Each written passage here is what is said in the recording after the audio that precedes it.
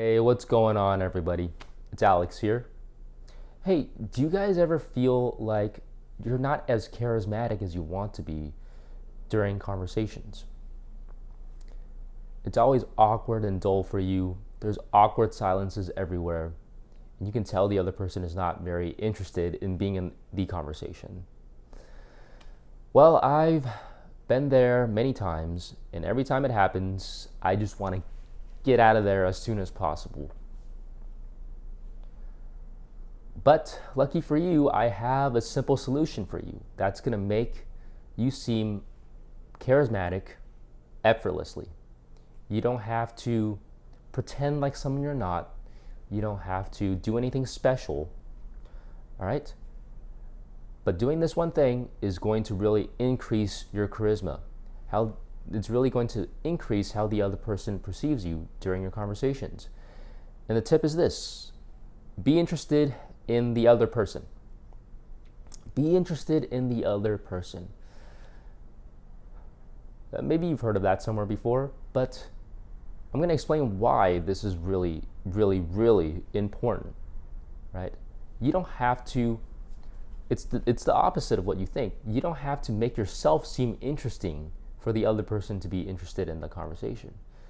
You have to make the other person feel like you're interested in them.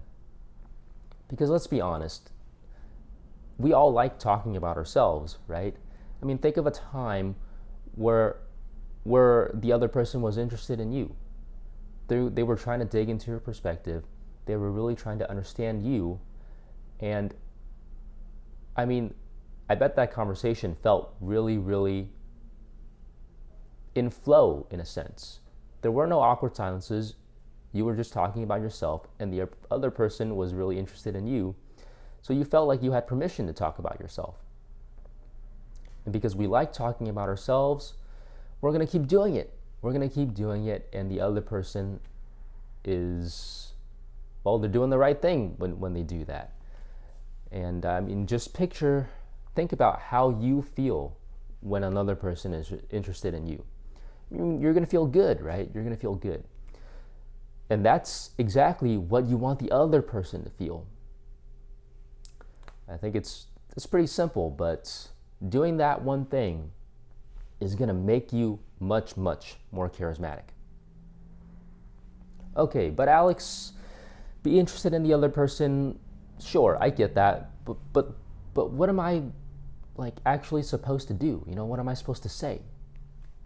Well, let's think about this thought experiment for a second to really demonstrate what you're supposed to do when you're interested in the other person. Let's say that George Washington, first president of the United States, was sitting right across from you. You have an hour to talk to George Washington. You have 1 hour. After that, you don't get to talk to him anymore. What do you do in that hour? And if you don't like George Washington, you can pick another person who you admire. So anyone who you're interested in is in a room right across from you. You have 1 hour to talk to them. Well, what do you do? What are you gonna say to them? Well, you're not gonna talk about yourself, that's for sure. You're gonna ask George Washington a bunch of questions about his experience being the president of the United States, his experience during the Revolutionary War, all the stories that he has to tell, all of the things that he's learned in his life. And what are you doing? You're really interested in him. So when you think of what does being interested in the other person mean, think about this thought experiment. Being interested in the other person means that they're like George Washington sitting across from you. That's how you want to feel. And that's how you want to make the other person feel. That's the level that we're talking about here. So, if George Washington were sitting right next to you, you're going to try and dig into his perspective. You're going to try to dig into his story as much as possible before your time is up. That's how you want to treat your regular interactions. And that's going to make the other person feel really, really special, which in turn increases your charisma. For example, maybe it's your first time meeting this person. Well, what are you going to do? All right, ask about their family. Oh, they have a couple of kids? Okay, well, now you can see you're pulling on threads. Okay, you have a couple of kids? All right, let's ask about their kids. How old are they? What do you do when you spend time with them? What are your favorite activities with them? And then you're just you're interested in the other person, and naturally that other person is gonna want to. They'll have certain topics that they're really, really passionate about. So as you're being interested in them and you're asking about them, you're trying to really find the things that really get them going. Sort of like you have a metal detector and you're just searching for things. You're searching for things that you feel like they really, really like talking about. And you can tell when they like talking about something because their eyes kind of light up. Their eyes kind of light up, and you can tell in their tone of voice that they want to talk about this. And so that's what you're doing when you're interested in the other person. You're just digging, you're being interested in them. And then at some point, you find something that they like talking about. So you're going to press on that. Ask about that topic until that well runs dry. And then you just keep doing it, try and find something. Oh, all right, you got another thing. Oh, you really like playing chess? Okay. You can ask them about that. Oh, how often do you play? Like, how good are you? How good are you? And then you just ask them about that. They're naturally going to talk about it a lot. And so, yeah, that's how it goes. That's how you can be interested in the other person. Right, that's the main tip. But now we're going to go into a little bit of the physical body language things. So this is still related to being interested in the other person, but now it's having to do with body language. How do you show through body language that you're interested in the other person? Well, one thing is eye contact. Eye contact is huge. It is huge. Have you ever been in a conversation with another person and you see their eyes, they're not looking at you, they're like looking at something in the background. They're like darting back and forth between something in the background. How did that make you feel? Well, you must have felt that they weren't really paying attention to you, right? And I mean, in a sense, it doesn't really matter. It's just a conversation. But still, in a conversation, you don't ever want the other person to experience any negative feelings because they're going to associate that with you. So a really, really simple thing is having good eye contact. That's going to show the other person you are indeed interested in them. Now, there's correct eye contact and incorrect eye contact. Incorrect eye contact is staring at the other person intently, like you're really focused on them. That's not really the way to go. You're going to make the other person feel kind of awkward, kind of like, oh, why are they staring at me so intently like that? No, you want your eye contact to be more open and more welcoming and kind of softer. And you don't have to do anything special with your eyes. Just pretend like the other person is your best friend. Even if they're not, just pretend like the other person is your best friend. And that's going to help really soften your eye contact so that you can stare at the other person or look at the other person and not make it feel like it's really awkward for them. So pretend like they're your best friend, and your eye contact will automatically change so that it's more welcoming. Right? Good eye contact. The other thing you can do, or that you should do, is react to the other person through facial expressions. That's going to feel like you're really, really listening to them as well. Here's what I mean.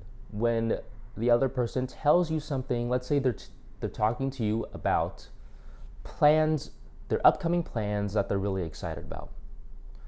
Well, you can match their excitement through your facial expressions. You can say, "Oh, wow, that's really cool. That's really cool. I hope you have a good time," right? Doing that helps the other person feel like you're listening to them. Because imagine if they're talking to you about their up and coming exciting plans and you respond like this: "Oh, wow, that's really cool. I hope you have a good time."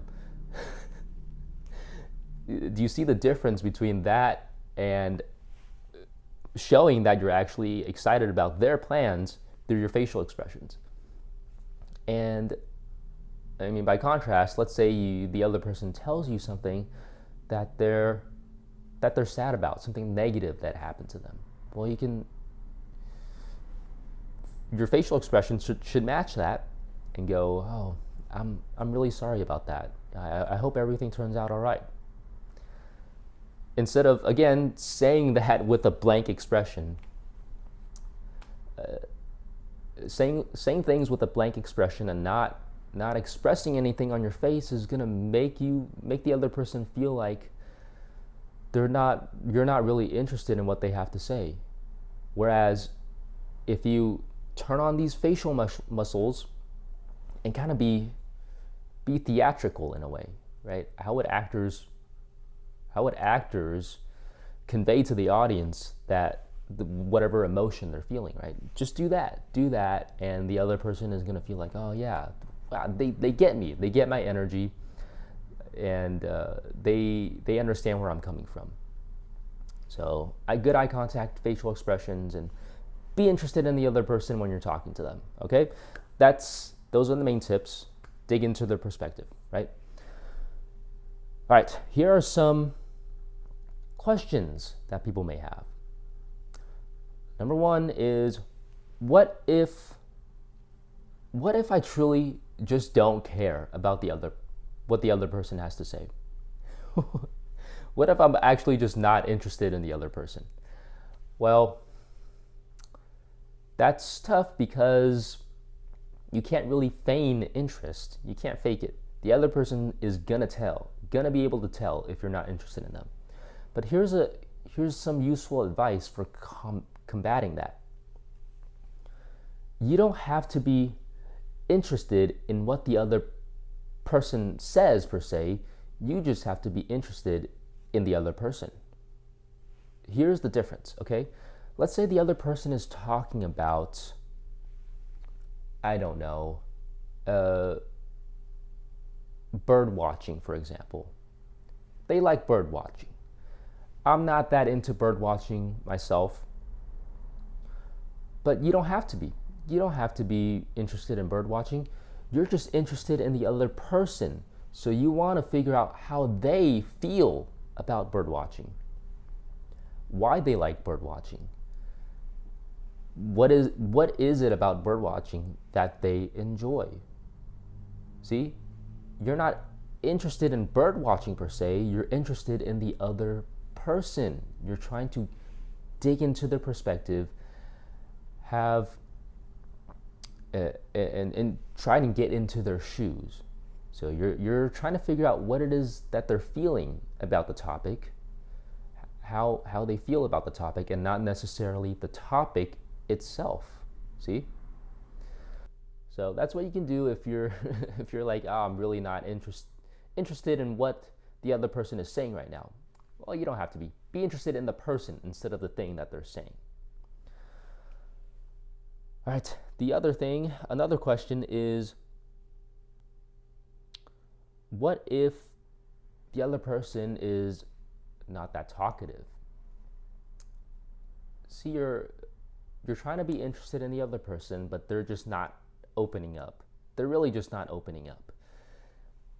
Well, conversation is a two-way street. Yeah, it's got to go both ways. So if the person is really, really not talking, just gracefully end it. It's all right. But before you do that, every person has something that they're especially interested in. So before you end it, try and find what that thing is. Right? Again, it's the metal detector thing. You're interested in the other person, and you're just trying to find something that really makes them tick. really makes them going. And so try and do that first. If you don't find anything and they're not opening up, that's okay. Just gracefully end it. You don't have to make every person like you, right? All right. The last thing I want to touch on is, what if the other person puts attention on you?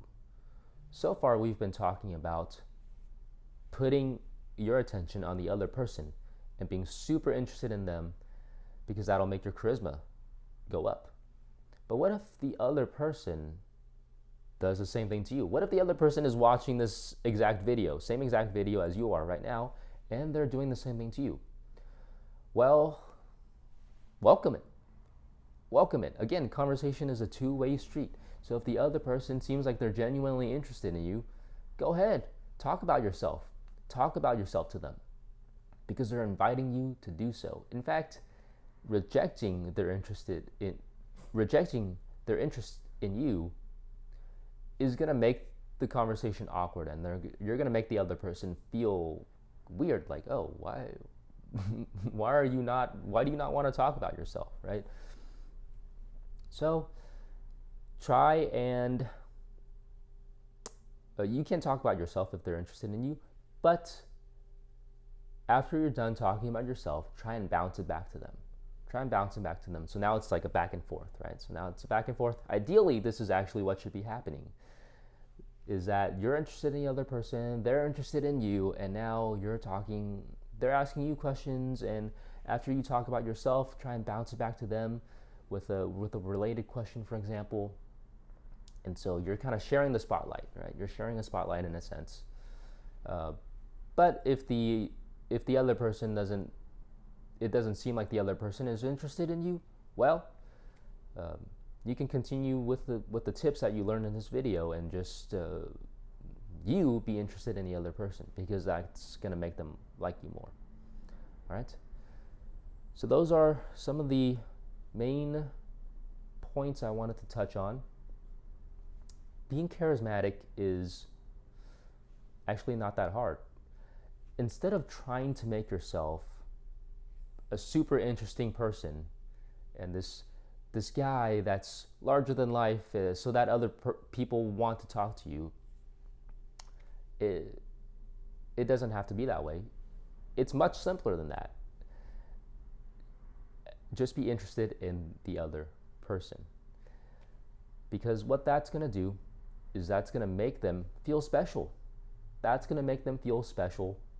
And that creates sort of a positive feeling within them. And they're going to associate that positive feeling with you. And isn't that what charisma is? It's just getting the other person to like you. So if you make the other person feel good during their conversations, mission is a success, right? The other person is feeling good, and they're going to be like, oh yeah, that Alex made me feel good, so I must like him, right? It's as simple as that. All right, that's it for the video. I hope you got some value out of it. Before I go, I want to give a little shout out to this seminar that I'm running.